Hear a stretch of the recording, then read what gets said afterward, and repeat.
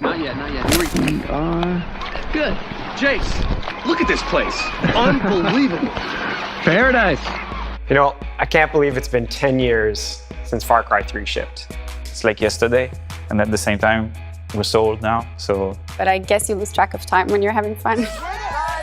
Feels almost like it was yesterday that I was, defeating Voss and Hoyt for the first time and saving my friends from Citra for the first time. Yeah, it's crazy. Like, so much has changed in 10 years. I'm now an artist in the games industry. When it released, I wasn't. It doesn't feel like it's been 10 years. Being one of the best games ever, no matter how old it gets. And I literally had to force myself to turn it off so I could go to bed. I mean, time really does fly, but I think I speak for a lot of people when I say that Far Cry 3 will always be a favorite. You know, I was a little worried that 10 days after the game shipped, we wouldn't be talking about Far Cry 3 anymore. No, absolutely. I couldn't think 10 years ago that we would still be thinking about that game, even beyond the people that made it, that it would touch so much the audience. We knew we had something special, but not to that extent. I never let myself think that the game would not be successful. I always felt like the quality of the people working on it and the passion of the people working on it, and we were saying something important that was going to resonate with people from the beginning. I think that Far Cry 3 was successful for some of the reasons that we expected. We knew Voss's performance was great. This is nice fucking fun. We knew conquering outposts was going to be fun, and some of the exotic missions would really surprise.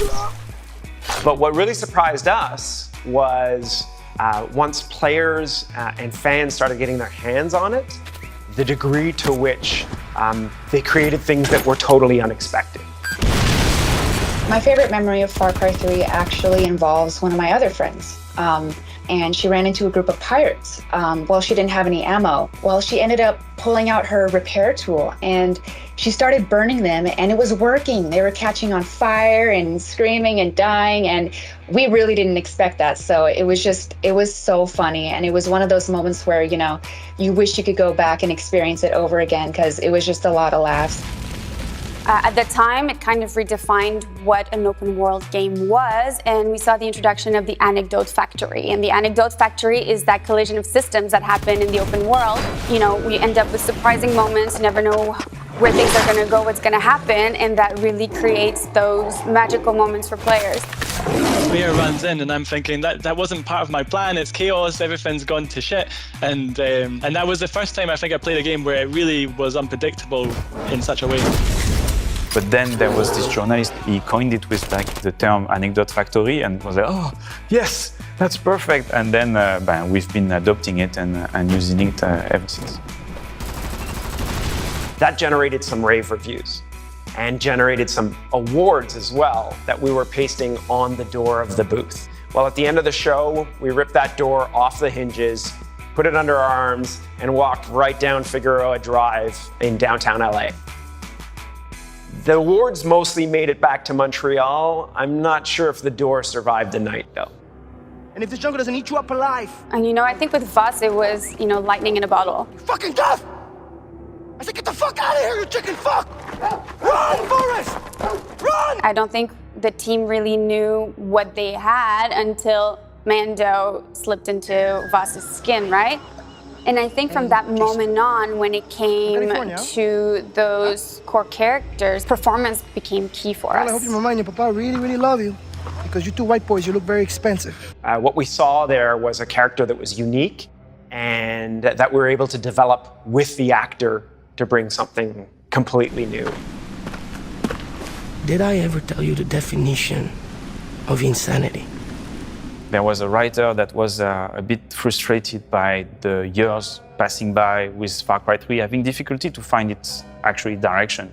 And he wrote that scene about insanity, doing the same thing over and over again, just to talk about his frustration. And then it was given to Mando. He just did his thing, and he just got us into another place, and we saw the potential, and suddenly the character grew into something much bigger that took over almost the entire game. Pull the trigger. Come on, motherfucker. This is what the audience wants. They want Voss the entire game.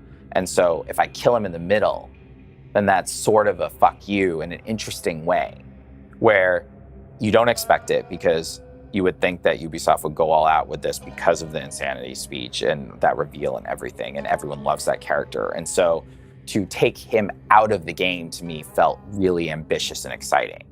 And so I felt like that was such a daring, interesting thing to do. Franchise perspective, it's a big risk. We put so much of our heart into this game, and I think that that really shows over time. Freedom I had to explore the world, and It was like something new I never seen before. It was something different because I hadn't played anything like that before. It's been overwhelming for me to see how much players ended up loving the game. Fans' love and support for Far Cry 3 and Voss, and the brand as a whole continues to amaze me. The amount of creativity that comes from the community through fan art, through cosplay, it's great. And I guess that's why we keep on doing what we're doing, right? To create that passion, to create that engagement. You know that you have something when they start to draw your characters and put them in situations. I'm always looking for these drawings on Instagram, on Twitter, and I'm collecting them. Actually, I have like a folder and I keep them all because there's so much ingenuity and coolness into that. I would like to say to the fans, thank you so much for coming on this journey with us. Your dedication, your passion, your curiosity has made this journey inspiring for us. So thank you for being there and playing our games.